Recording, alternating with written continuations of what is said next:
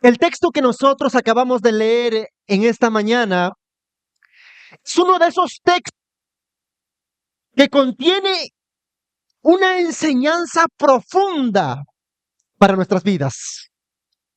Es un pasaje sumamente importante. Es un texto que contiene una verdad fundamental que puede cambiar nuestras vidas, que puede transformar completamente nuestras vidas. Ahora bien, pero para entender este versículo y entender toda la riqueza que encierra, necesitamos ver algunos detalles que rodean nuestro pasaje. Y aquí yo quiero que tú estés sumamente atento. Porque si tú no vas a tener en cuenta todos los detalles que rodean esta escena, este versículo, no vas a poder comprender toda la riqueza que encierra este versículo que acabamos de leer. El contexto que rodea nuestro pasaje está relacionado con la primera persecución pública que la iglesia enfrentó. Este fue el primer momento en que la iglesia tuvo que padecer una persecución. Nuestro pasaje forma parte de este contexto. Es por esta razón que para que nosotros podamos entender detalladamente cada sección y esta escena en particular, vamos a dividir nuestro punto en 5 partes. Y en estas 5 partes que tienen una secuencia, nos va a permitir entender con claridad lo que este texto o este versículo nos quiere enseñar. El primer punto que veremos es el milagro. La persecución que la iglesia enfrentó tuvo como inicio o tuvo como causa un milagro extraordinario. Los líderes religiosos de Jerusalén que habían crucificado a nuestro Señor Jesucristo, ellos pensaron que con la muerte de Jesús habían terminado con su influencia, habían acabado con su movimiento, habían podido esparcir y dividir a sus seguidores. Los líderes religiosos pensaron, matemos a Jesús y toda esa gente que lo sigue se va a dispersar. Matemos a ese hombre que es el cabecilla y veremos que todo su movimiento se acabará. Eso es lo que ellos pensaron. Pero estaban rotundamente equivocados porque no pasó mucho tiempo cuando una gran multitud se aglomeró a las afueras del templo de Jerusalén para escuchar la predicación de 2 hombres. En este caso era Pedro y Juan. Pedro y Juan, más o menos esa hora de las 3 de la tarde, subieron al templo de Jerusalén para orar.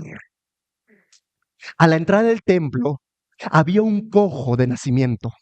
Este cojo tenía 40 años. Este hombre mendigaba en una de las puertas del templo. Todos los días lo traían y lo sentaban allí para pedir limosnas. Cuando este hombre vio a Pedro y a Juan entrar por la puerta, este hombre se adelantó y le pidió unas limosnas.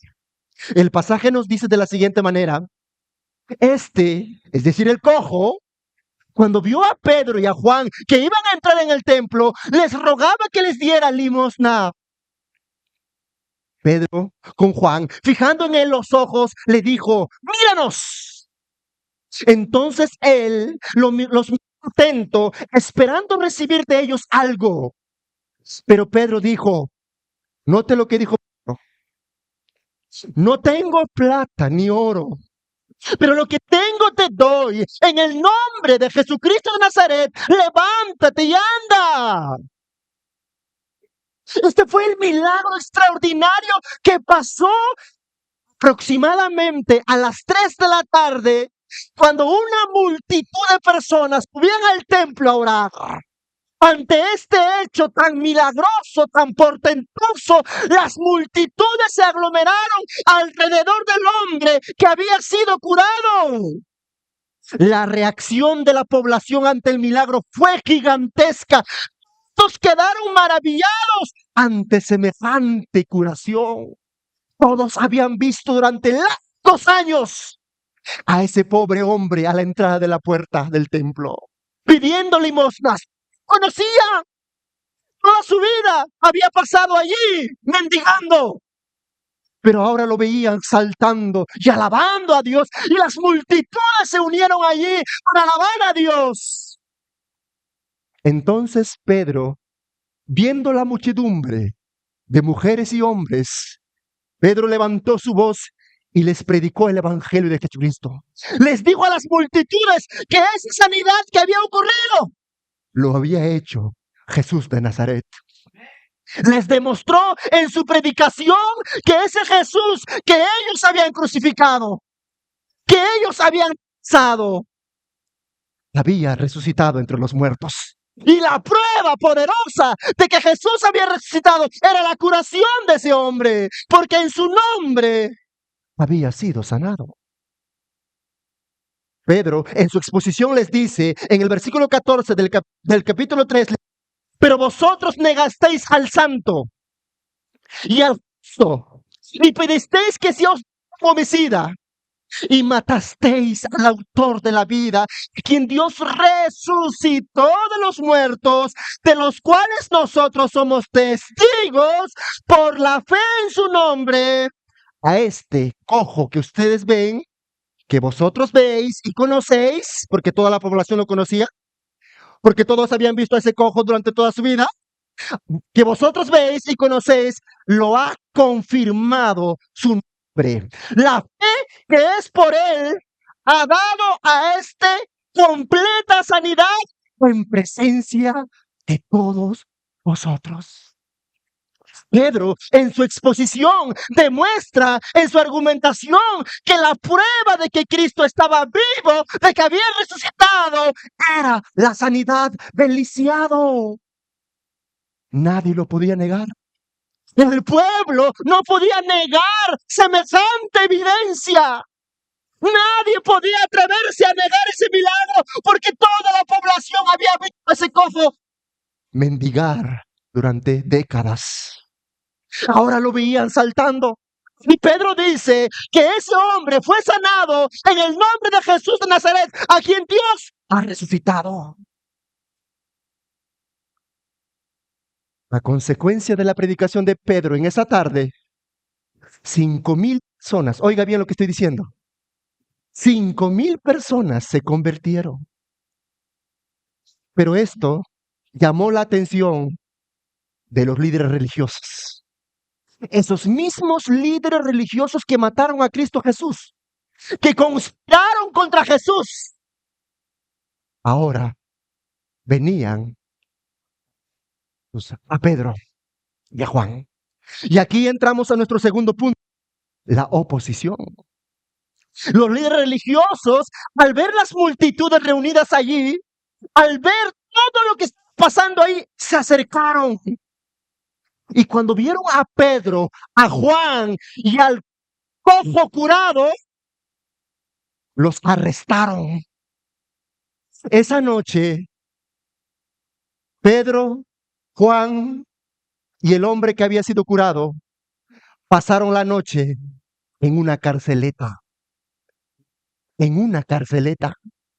Al día siguiente se reunieron los miembros del Sanedrín para juzgar el caso. Escúchame lo que te voy a decir. El Sanedrín era el tribunal supremo de Israel, el máximo ente en casos de juicio. Y el representante de esta identidad tribunal era Caifás, el sumo sacerdote. Por eso, Hechos 4, 5 al 6 nos dice, aconteció al día siguiente, toda esa noche, pasaron en la carceleta Pedro, Juan y el hombre que había sido curado. Aconteció al día siguiente que se reunieron en Jerusalén gobernantes, los ancianos y los escribas, y el sumo sacerdote, note lo que dice aquí, Anás y Caifás, Juan, Alejandro y todos los que eran de la familia de los sumos sacerdotes. Caifás era el que estaba al frente de este tribunal. Caifás fue el mismo sumo sacerdote que conspiró para matar a Jesús. ¿Sabes quién era Caifás? Caifás era un hombre corrupto. Caifás era malvado. Caifás era manipulador y despiadado. No le importaba faltar a la justicia y derramar sangre inocente con tal de conseguir sus objetivos y proteger sus intereses. A él no le importaba. Si alguien se ponía en su camino, él lo exterminaba. Tenía tanto poder, tanta influencia en todo Jerusalén y en todo Israel, que todos le tenían miedo. Pero ahora bien, Caifás no era el más peligroso, el más corrupto, el más despiadado, el más malvado. Era su suegro, Anás. Por eso el texto menciona primero a Anás.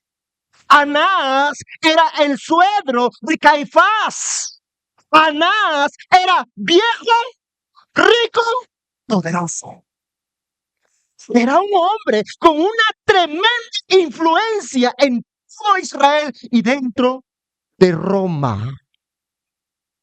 Todos le tenían miedo, hasta Caifás, quien estaba ejerciendo el liderato del Sanedrín, le tenía miedo. Nadie podía contra Anás. Anás tenía una mano de hierro, apretaba a sus enemigos. Nadie se le podía oponer. Si alguien le desobedecía o alguien estorbaba sus planes, Anás los castigaba, los torturaba y si era necesario, los mataba. Ahora Pedro y Juan tienen que enfrentarse a ellos. Y aquí viene el tercer punto, la defensa. Los miembros del Sanedrín se reunieron, liderados por Anás y Caifás, y mandaron a llamar a Pedro, a Juan y por supuesto al hombre que había sido curado. Escúchame lo que te voy a decir aquí. El Sanedrín estaba compuesto por 70 a 71 personas. Todos ellos se reunían en círculo y en el centro eran colocados los reos o los que iban a ser juzgados. Entonces, liderados por Anás y por Caifás, se reunieron en círculo y pusieron en el medio a Pedro y al costado el hombre que había sido sanado.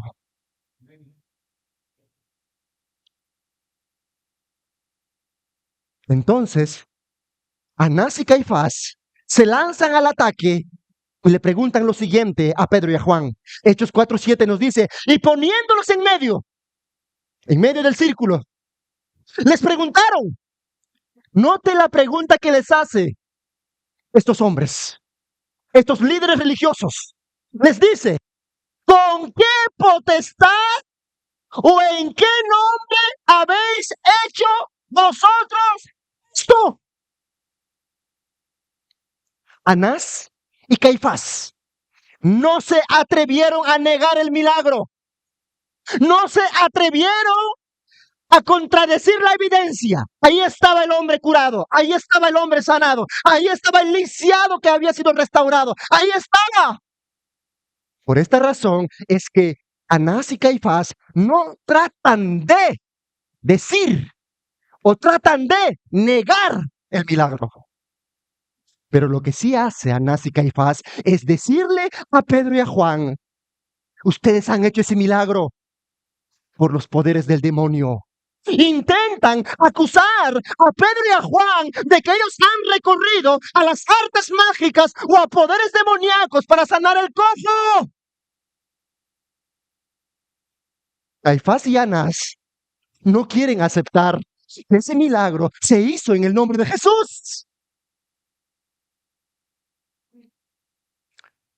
Lo mismo que hicieron con Jesús.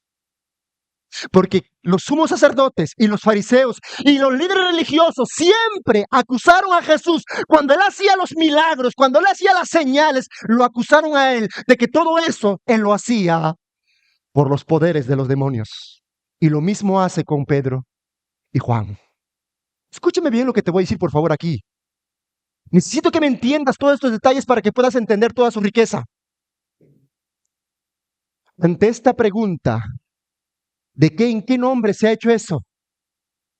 Pero responde y dice, preste atención a lo que dice Pedro. Entonces Pedro, lleno del Espíritu Santo, les dijo, escucha lo que dijo Pedro. Gobernantes del pueblo y ancianos de Israel, puesto que hoy se nos interroga acerca del beneficio hecho a un hombre enfermo, de qué manera este ha sido sanado, sea notorio a todos vosotros y a todo el pueblo de Israel que en el nombre de Jesucristo de Nazaret, a quien vosotros crucificasteis y a quien Dios resucitó de los muertos, por él este hombre está en vuestra presencia sano. Hermanos, escúchame con el silencio que puedas. ¿Recuerdas a Pedro cuando negó a Jesús? ¿Recuerdas a Pedro cuando huyó? Cuando vinieron a arrestar a Jesús, como Pedro huyó como un cobarde. Y durante el juicio a Jesús, cuando Pedro se acercó al pretorio para ver a Jesús, cuando alguien le dijo, hey, ¿tú no estabas con él? ¿Qué dijo Pedro? No, yo no lo conozco, no sé quién es él. Hasta cuando una muchachita le preguntó, ¿no que tú estabas con él? Él negó completamente a Jesús. Lleno de cobardía, lleno de temor, Pedro negó a su amigo, su Salvador, a su Señor 3 veces. Pero ese Pedro ya no era el mismo. El Pedro que hoy vemos aquí en este pasaje es completamente diferente. Ahora Pedro está lleno del Espíritu Santo, se pone firme y le responde la pregunta. Y presenta su defensa y dice, ustedes gobernantes, sí, tú, Caifás, tú, Anás, ¿nos preguntas en qué nombre hemos hecho este milagro? ¿En qué nombre se hizo este milagro? ¿Quieren saber? ¿Quieren saber en qué nombre se ha hecho? Pues se los diré. Este cojo que ustedes ven ahora sano ha sido curado en el nombre de Jesús de Nazaret, a quien ustedes, gobernantes, tú, Caifás, tú, Anás, y todos ustedes crucificaron. Pero quiero que sepan algo más, Caifás y Anás. A ese Jesús que ustedes crucificaron es vivo. Ha resucitado. Y la prueba de que Él ha resucitado, de que Él vive, es este hombre que ustedes ven aquí delante de sus ojos, que ha sido sano, curado completamente. Iba a decir Anás y Caifás, el milagro está aquí.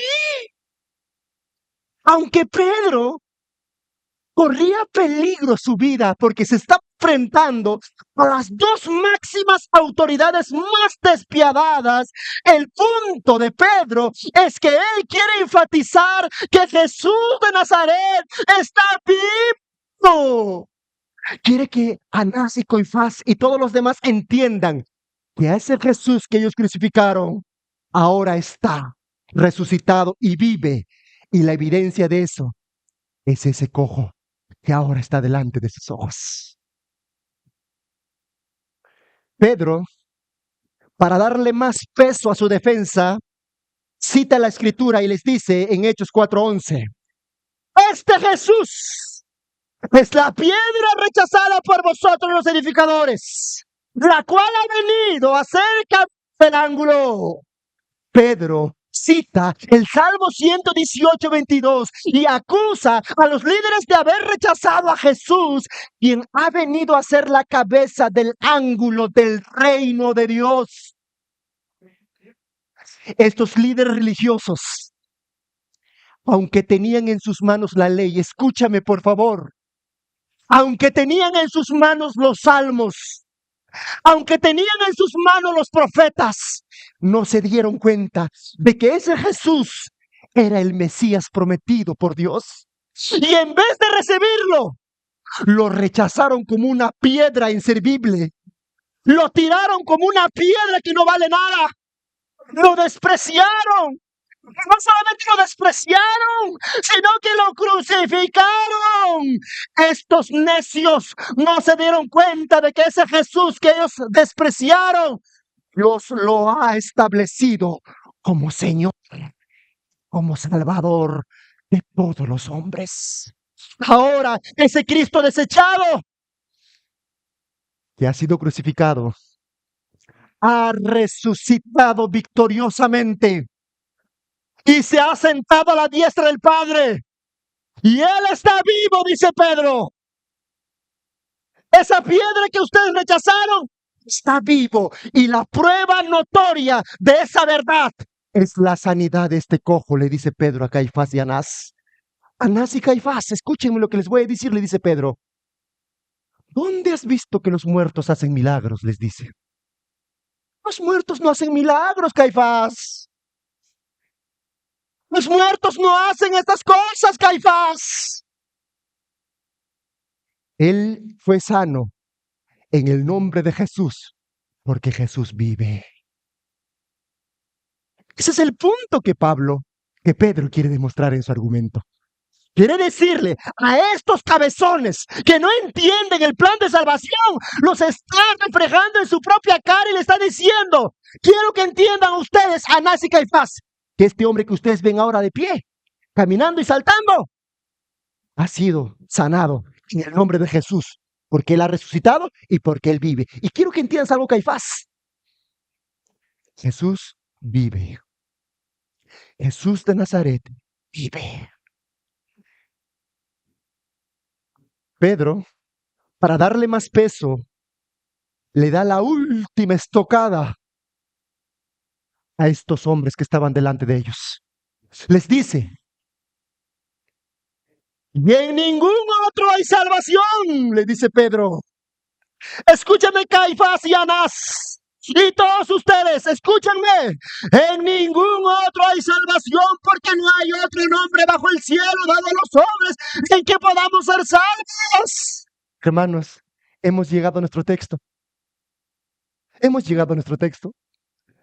¿Notas aquí lo que Pedro está diciendo? Los líderes religiosos creían que podían ser salvos a través de la obediencia a la ley de Moisés. Ellos pensaban que podían heredar la vida eterna por el simple hecho de ser descendientes de Abraham. Ellos creían que tenían la vida eterna asegurada simplemente porque tenían en sus manos los libros sagrados.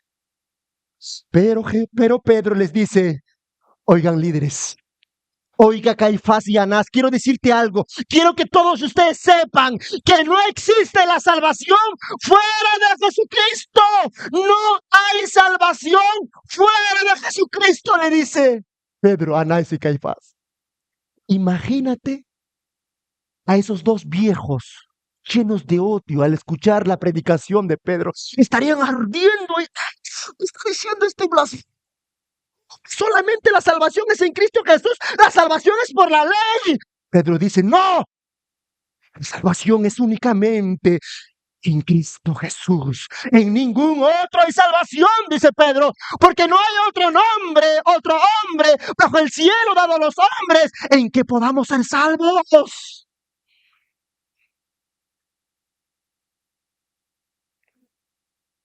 El único que estaba un poco asustado ahí era el lisiado, mirando todo lo que pasaba. Cuando Pedro predicaba, el cojo dice, amén, amén, sí, sanado, miren, sí. Ahí estaba él, escuchando todo eso. Era un hombre de 40 años. Hermanos de vida abundante, Pedro anunció a los del Sanedrín que no existe otro camino de salvación que no sea Jesús. Y hoy también yo les digo a ustedes que no existe otro camino a la vida eterna que no sea Jesús de Nazaret. No hay otro camino a la vida eterna. El texto es claro, en ningún otro hay salvación. Jesús de Nazaret es el único que puede salvarnos, solo Él y nadie más puede concedernos la vida eterna. Escúchame lo que te voy a decir. Desde el día en que Jesús nació, desde el día de su nacimiento, se anunció lo siguiente. En Mateo 1:21 dice así: dará a luz un hijo y le pondrás por nombre. ¿Cómo se va a llamar? Jesús. Su nombre es Jesús. ¿Por qué?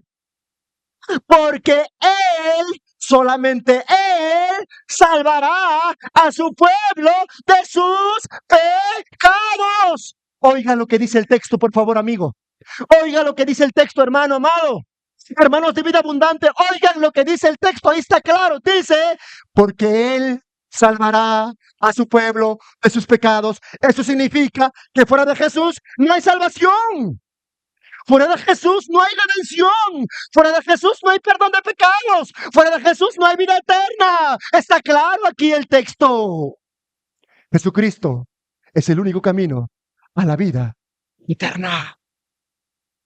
Solo Él puede salvarnos, porque solo Él murió en la cruz del Calvario por nuestros pecados. La Virgen María no puede salvarte, porque Él no murió por ti, ella no murió por ti. Ella no fue clavada en la cruz del Calvario, por lo tanto ella no puede otorgarte la salvación. Si alguien te dice que la Virgen María te puede salvar, lo dice inventándote algo, pero bíblicamente no tiene sustento. El único que fue clavado en la cruz del Calvario, ¿quién fue? Jesús de Nazaret. Aquí el texto me dice que su nombre será Jesús, porque Él salvará a su pueblo de sus pecados. Él, no María, no Virgen María. Si alguien te dice eso, está contradiciendo todo el testimonio de la palabra del Señor. Hay una presión que la Escritura ejerce sobre nosotros y que nos hace reconocer que el único que salva es Cristo. Buda no puede salvarte, porque Él no murió por ti, porque Él no vivió la vida perfecta que Dios te manda. Mahoma no puede salvarte, jamás lo podrá hacer. ¿Por qué? Porque él fue un impío. Él no vivió la vida que Dios exige. No está en las condiciones para satisfacer la expiación por nuestros pecados. Por lo tanto, Mahoma no puede ser tu salvador. Ningún santo, ningún ángel, ningún mártir, ningún ser humano, nadie es debajo de la tierra, debajo de los cielos, debajo de los mares, nadie más puede salvarte que no sea Jesús de Nazaret.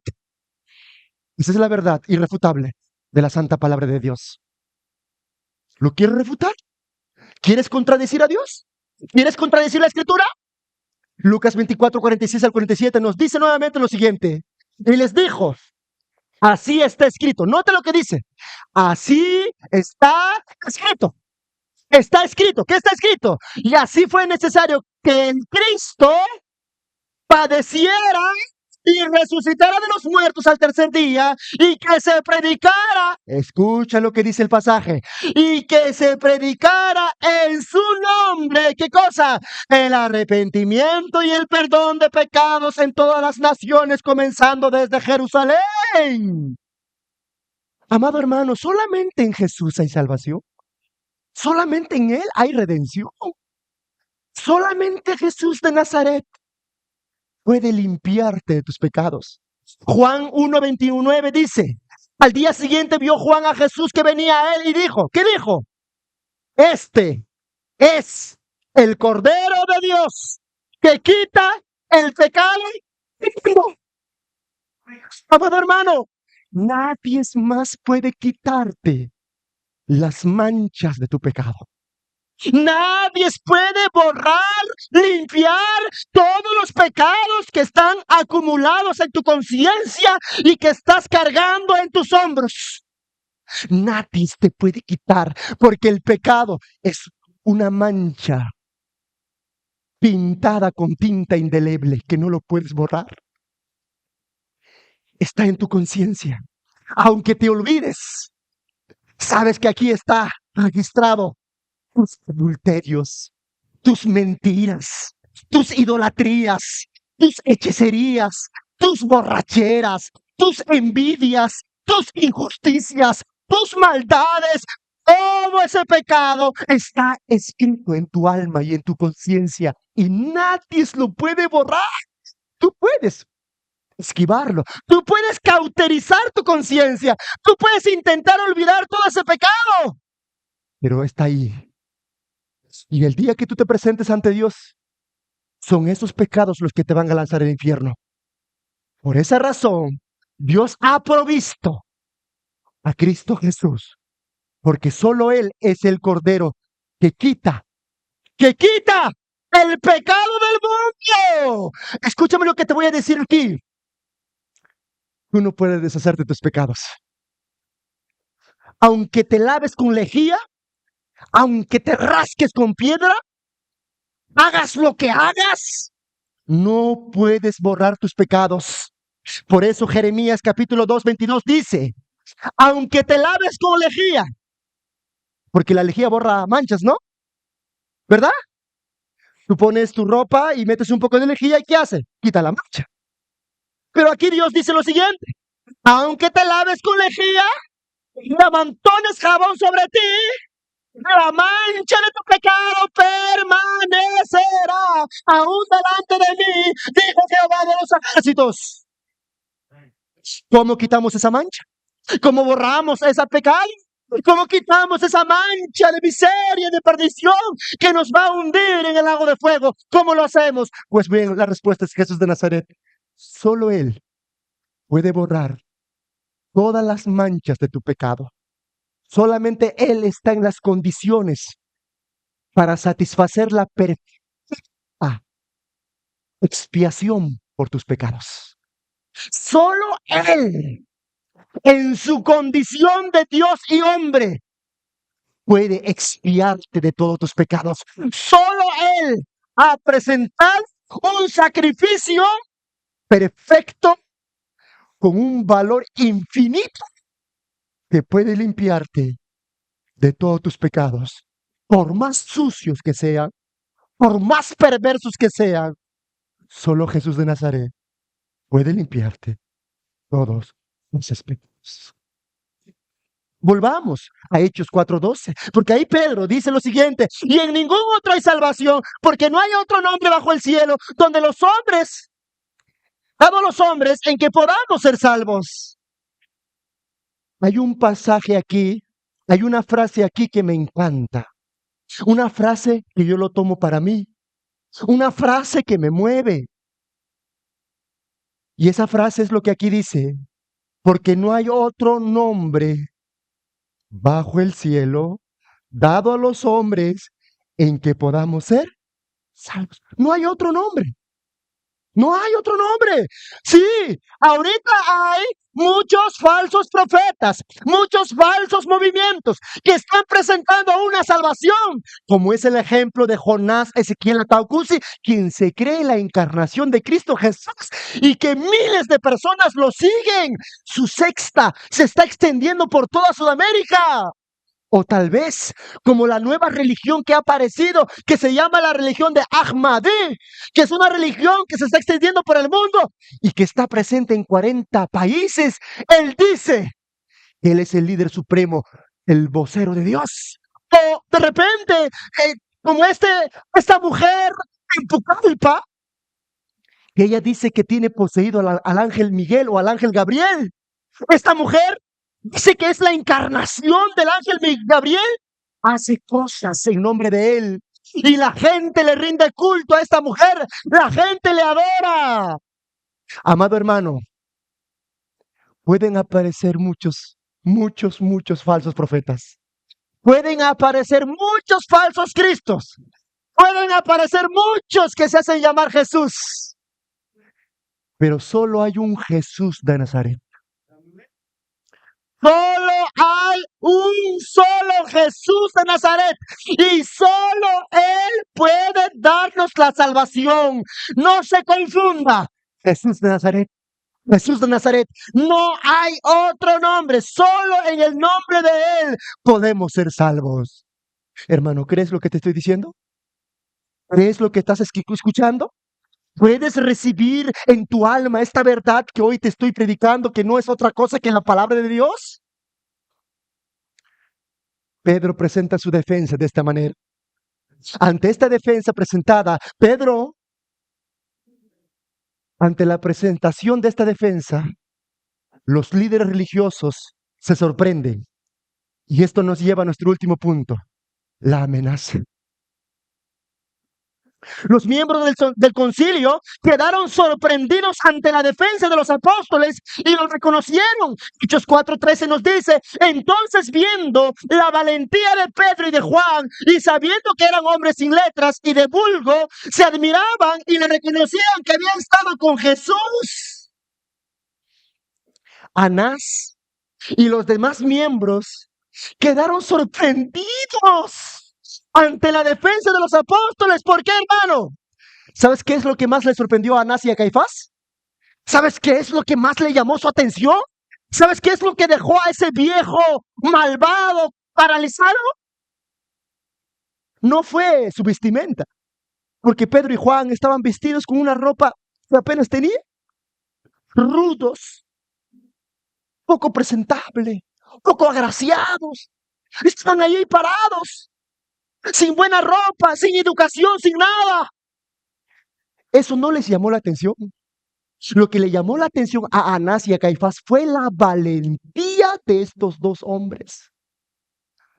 Por esa razón, la única alternativa que ellos tenían, al ver que Pedro y Juan estaban ahí, era amenazarlos. Como Anás y Caifás no podían negar la evidencia, porque ahí estaba el cojo sanado, no podían negar cómo miles de personas habían visto el milagro, como no podían negar todo eso, Anás y Caifás no podían matar a Pedro y Juan, no lo podían ahí callar rápidamente, porque el pueblo se levantaría. Entonces, la única alternativa que tiene el Sanedrín es amenazarlos. Es amenazarlos. Ellos se apartaron un momentito, deliberaron. Hechos 4:16 al 18 nos dice. Ellos preguntan y dicen: ¿qué haremos con estos hombres? ¿Qué haremos? Se preguntan. Porque de cierto, señal evidente se ha hecha por ellos. Ellos reconocen el milagro. Notoria a todos los que viven en Jerusalén, claro que sí. Porque el cojo todo el tiempo ha estado allí, ahora es sano. Y no lo podemos negar. Correcto, Anás y Caifás no lo pueden negar. Versículo 17.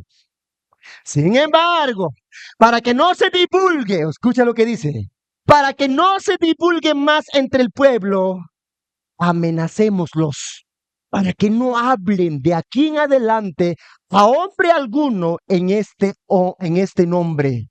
Entonces los llamaron y les ordenaron que de ninguna manera hablaran ni enseñaran en el nombre de Jesús. Anás y Caifás llegaron a la conclusión de que la mejor opción era amenazarlos. ¿Amenazarlos de qué? Escúchame, por favor, aquí termino. ¿Amenazarlos de qué? Esto es elemental para ti. Esto es elemental lo que te voy a decir, jóvenes. Escúchame bien lo que te voy a decir. ¿Amenazarlos de qué? Pedro y Juan son amenazados, no para dejar de reunirse.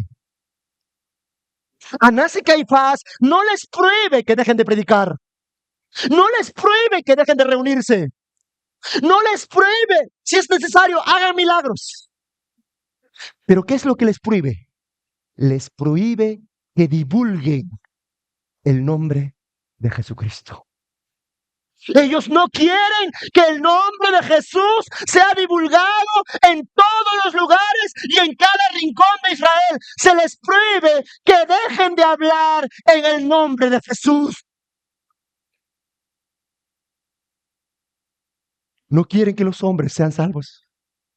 Anás y Caifás no quieren que los hombres sean salvos, no quieren que los hombres escuchen el mensaje de salvación, porque el mensaje de salvación es el nombre de Jesús de Nazaret, y ellos no quieren que la gente entienda esto, no quieren que el nombre de Jesús se divulgue.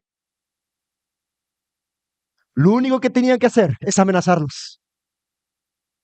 Me pregunto, ¿cuáles habrán sido sus amenazas? Y ante estas amenazas, ¿cómo respondieron los apóstoles? Versículo 19 al 20 dice así. Escúcheme bien. Pedro y Juan respondieron diciéndoles, escúcheme aquí, buscad si es justo delante de Dios a vosotros antes que a Dios. Juzgad si es justo delante de Dios obedecer a vosotros antes que a Dios, porque no podemos dejar de decir lo que hemos visto y oído. Déjame que te lo ponga de esta manera. Te lo voy a traducir. Te lo voy a traducir al quechua.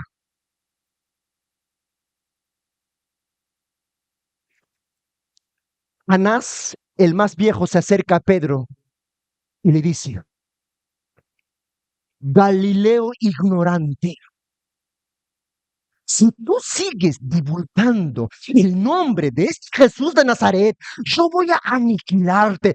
Todo lo que tú tienes te lo voy a quitar. Te vas a quedar sin nada. Así que más te conviene que no sigas hablando. Hombre, si yo te vuelvo a escuchar a ti y a ti, les voy a quitar todo lo que tienen. Hermano, es la amenaza de Anás, el más poderoso. Pedro escucha la amenaza y dice: Caifás, yo no voy a callar. Yo no voy a dejar de predicar, Caifás. Además, ya no me puedes quitar nada, porque todo lo que tengo ya lo he vendido y se lo he dado a mis hermanos. ¿Qué me vas a quitar, Anás, Caifás? Entonces se acerca Caifás y le mete un cachetada a Pedro y le dice: mira, blasfemo ignorante, escúchame lo que te voy a decir. Quizás no tienes nada que quitarte. Te vamos a encerrar en la cárcel, te vamos a torturar y te vamos a meter en una prisión y nadie más te va a ver, nadie más. A ver, nunca más verás a tus seres queridos. Deja de predicar en nombre de ese Jesús. Pedro responde y dice: no, Anás, métenos a la cárcel si tú quieres, métenos a la prisión si tú quieres. Yo no voy a dejar de hablar en nombre de Cristo Jesús. Él es mi Salvador, Él ha resucitado, Él vive y Él me puede librar de tus manos. Así que yo no voy a dejar de predicar, hagas lo que hagas.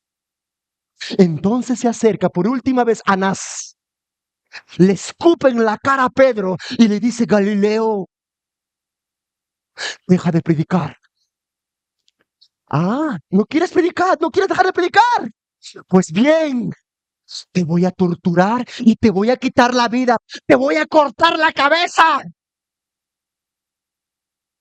Pedro responde y dice: no me importa. Yo ya estoy muerto con Cristo Jesús.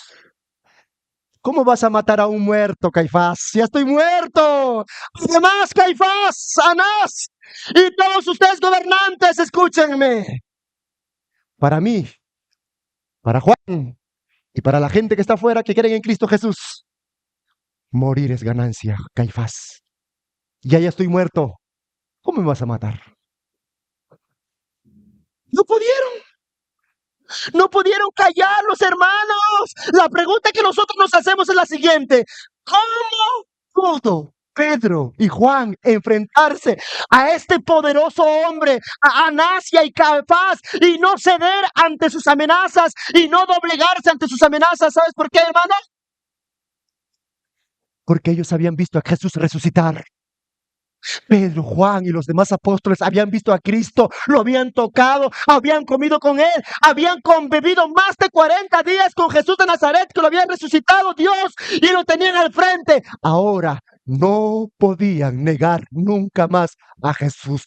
Por esa razón que ahora Pedro y Juan y todos los demás están dispuestos a entregar sus vidas por la causa de Cristo.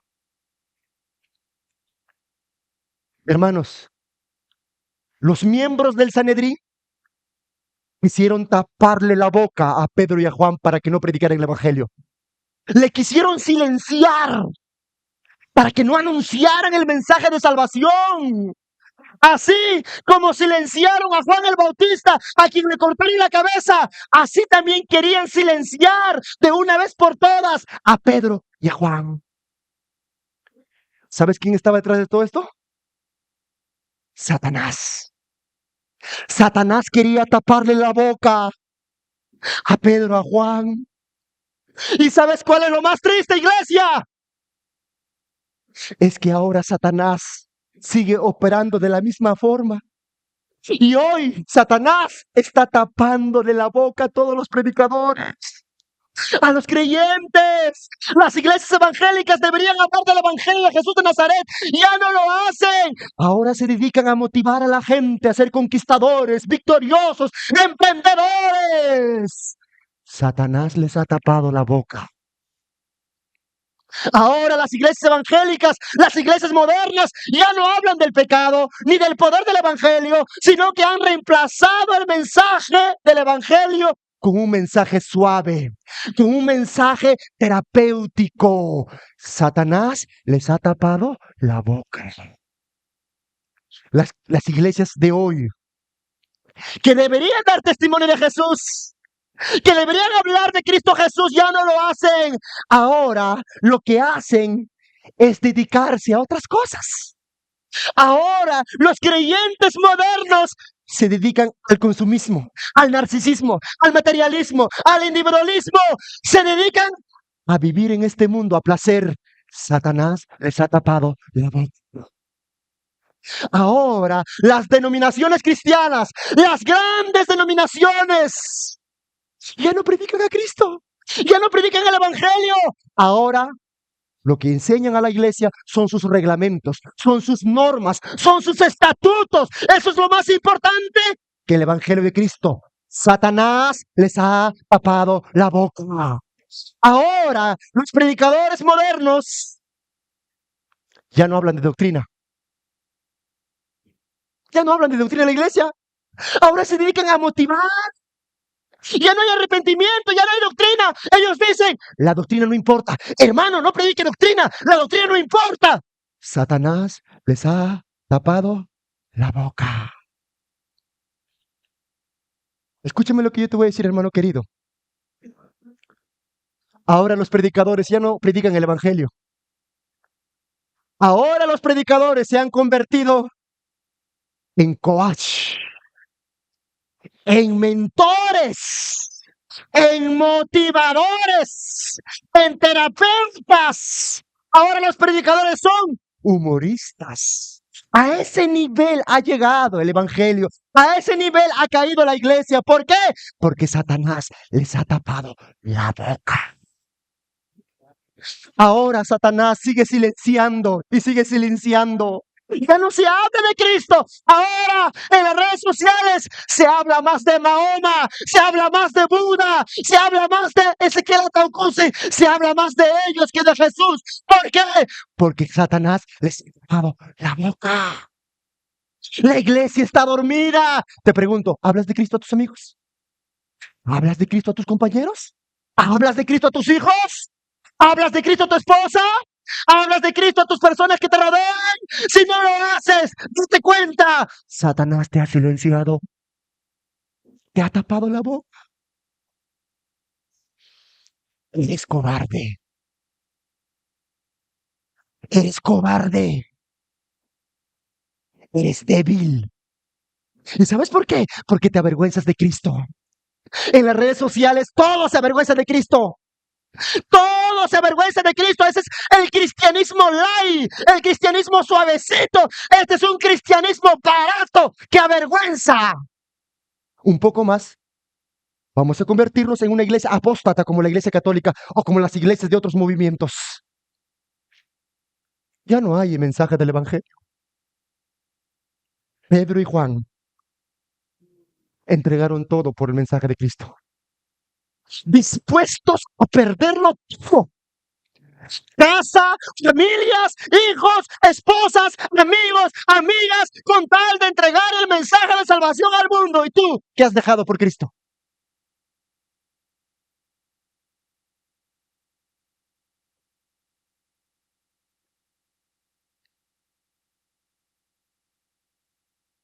Pedro y Juan fueron amenazados. Ellos no cedieron. Ellos no podían dejar de anunciar que Jesús de Nazaret es el único Salvador. No lo podían hacer, porque los hombres allí en Jerusalén, si no escuchaban este mensaje, no serían salvos. Por lo tanto, Pedro y Juan tenían la enorme responsabilidad de predicar el mensaje del evangelio como dé lugar. Hermano, amigo, joven, señorita, si eres inteligente, escúchame lo que te voy a decir.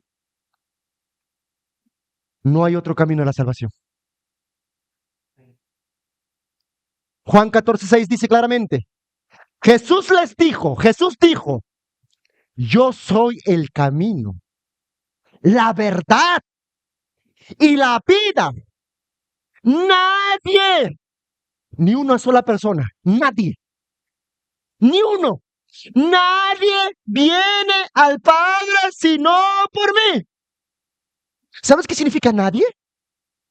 Nadie significa ni uno. Ni un ser humano puede entrar a la presencia del Padre, que es la vida eterna, que es el cielo mismo, si no es a través de Cristo Jesús. Él es el camino. Tienes que ir por ese camino, tienes que atravesar por esa puerta. No hay dos caminos, no hay tres caminos, hay uno solo. 1 Timoteo 2:5, Pablo también dice de esta manera, porque hay un solo Dios y hay un solo mediador entre Dios y los hombres. Jesucristo, hombre, no hay más mediador. Dios ha provisto al mundo un solo Salvador. Su nombre es Jesucristo. No hay más hombres, no hay más nombres. Ahora yo te pregunto a ti, ¿qué harás?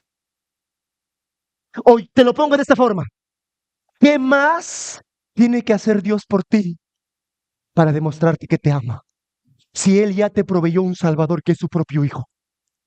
¿Qué más tiene que hacer el Señor por ti para poder limpiarte de tus pecados? Si ya el Señor te ha provisto un Salvador, ¿qué es lo que Él tiene que hacer? ¿Qué más tiene que hacer por ti para demostrarte que Él te ama? Los líderes religiosos del Sanedrín, frente a las evidencias y la predicación de Pedro, solamente tenían dos alternativas. Y hoy tú también tienes dos alternativas, iglesia. Los líderes religiosos tenían dos alternativas, nada más. O bien aceptaban a Jesús y se humillaban, o bien rechazaban a Jesús. Los líderes religiosos decidieron rechazar a Jesús. ¿Y tú qué vas a decidir? ¿Y tú qué decisión tomarás? ¿Rechazarás a Jesús? ¿Lo rechazarás? ¿Lo despreciarás? ¿Despreciarás su sangre derramada en la cruz del Calvario por tus pecados? ¿Qué es lo que harás tú ahora? Que te confrontas con este pasaje que dice Hechos 4:12.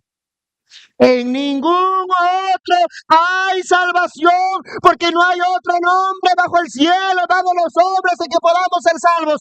Grábate para siempre este versículo, amigo, hermano, hermana. No hay salvación fuera de Cristo Jesús.